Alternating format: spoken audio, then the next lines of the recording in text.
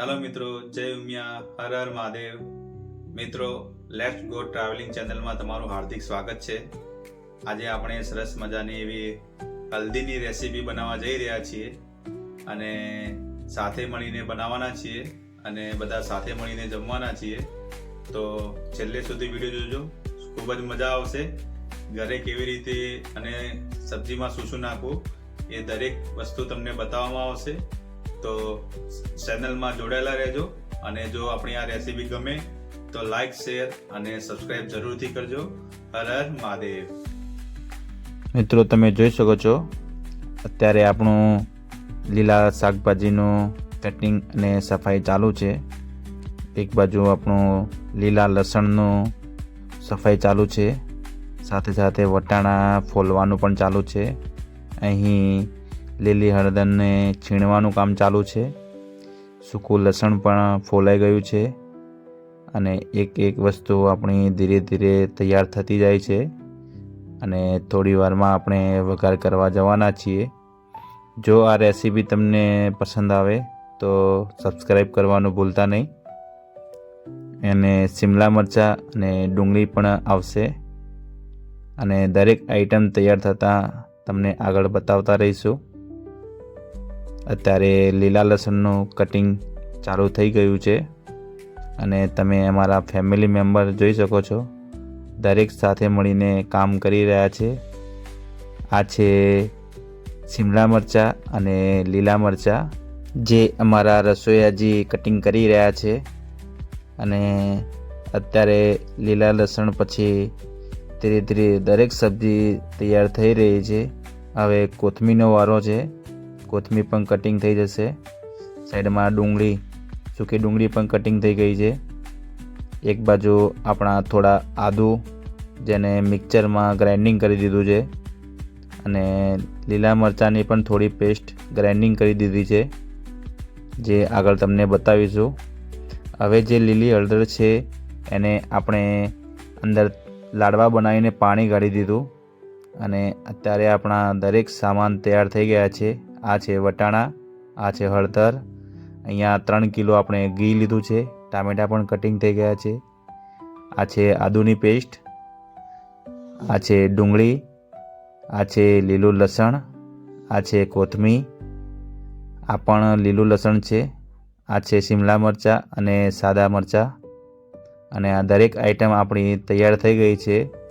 હવે આપણે એનો વઘાર કરવાના છીએ અને તમે હવે જોઈ શકો છો આપણે તપેલું તૈયાર થઈ ગયું છે અને ઘીના ડબ્બા પહોંચી ગયા છે. તપેલાની અંદર ખાલી કરી દીધા છે અને ટોટલ આપણે અહીં અત્યારે 2.5 કિલો ઘી ખાલી કર્યું છે અંદર. અને ધીરે ધીરે આપણે અંદર હલ્દી નાખીશું.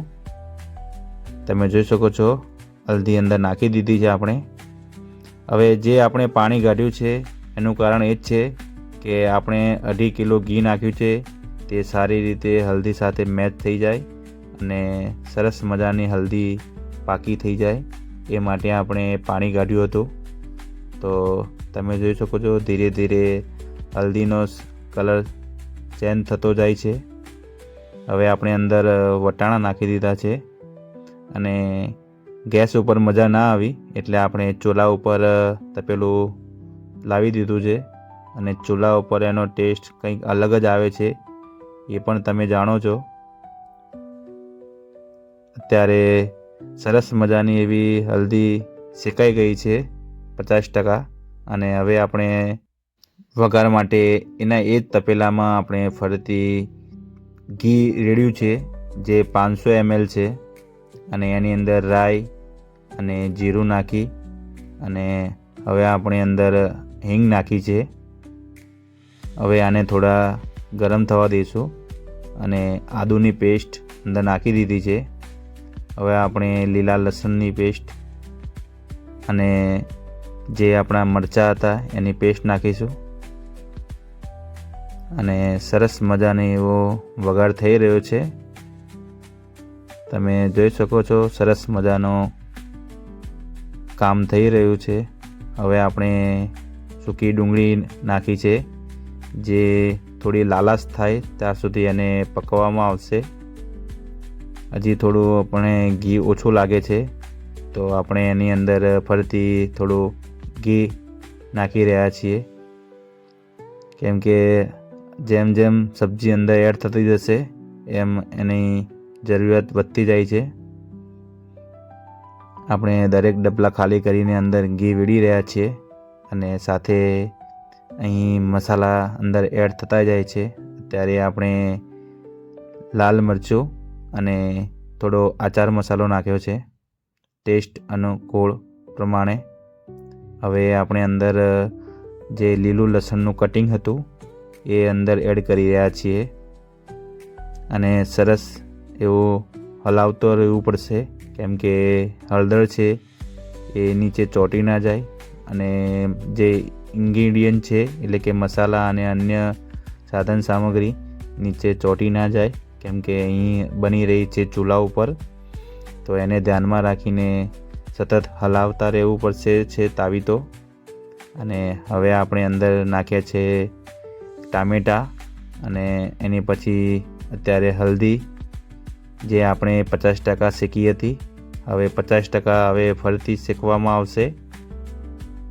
ધીરે ધીરે તાવીતો હલાવતા જઈશું અને જ્યાર સુધી શેકાઈ નહીં રહે ત્યાં સુધી એને સરસ મજાની તૈયાર કરતા રહીશું. તમે હવે ધીરે ધીરે સબ્જીનો કલર જોઈ શકો છો, કેટલો સુંદર મજાનો કલર આવી રહ્યો છે. આપણે અંદર કાજુ એડ કરી નાખ્યા છે અને ધીરે ધીરે ઘી ફૂટી રહ્યું છે.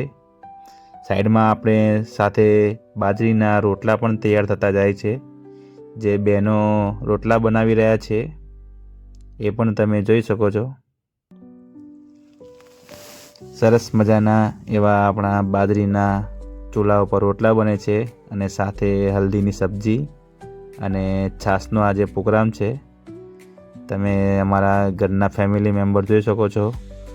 જેન્ટ્સ ડિપાર્ટમેન્ટ હલ્દીની સબ્જી બનાવી રહ્યા છે અને લેડીઝ ડિપાર્ટમેન્ટ બાજરીના રોટલા બનાવી રહ્યા છે અને એટલું સરસ સુગંધ આવી રહી છે કે મોંમાં પાણી આવી રહ્યું છે. તો તમે પણ શિયાળામાં એકવાર જરૂરથી હલ્દીની સબ્જી ખાજો ઘરે બનાવીને. જે બાજરીના રોટલા સાથે સર્વ કરજો અને સાથે છાશ. ખૂબ જ મજા આવશે, છોકરાઓ પણ આનંદ લઈ રહ્યા છે. તો જો તમને અમારી આ રેસીપી ગમી હોય તો વધુમાં વધુ લોકો સાથે શેર કરજો અને સબસ્ક્રાઈબ કરજો અને કોમેન્ટમાં જરૂરથી હર હર મહાદેવ અથવા જય ગોગા લખજો. આપણે હવે અંદર ગરમ મસાલા એટલે કે જે સબ્જીનો ગરમ મસાલો હોય એ એડ કરી રહ્યા છીએ ટેસ્ટ અનુકૂળ પ્રમાણે. આમાં કોઈ વધુ મસાલા હોતા નથી, ગરમ મસાલા અને આપણા સૂકું મરચું થોડું ટેસ્ટ અનુકૂળ પ્રમાણે અને મીઠું, બસ આટલું જ એડ કરવામાં આવે છે, કેમ કે સૌથી વધુ એમાં ઘીનો ટેસ્ટ રહે છે. અને આપણે જે સબ્જી બનાવી રહ્યા છીએ તે ખૂબ જ ટેસ્ટી સબ્જી બની રહી છે, એની સુગંધ દૂર દૂર સુધી આવી રહી છે. હવે લોકો ખાવા માટે તૈયાર થઈ રહ્યા છે અને હવે લાસ્ટમાં આપણે એને શણગારી રહ્યા છીએ જે કોથમીર દ્વારા, જેને આપણે દાણા તરીકે પણ ઓળખીએ છીએ.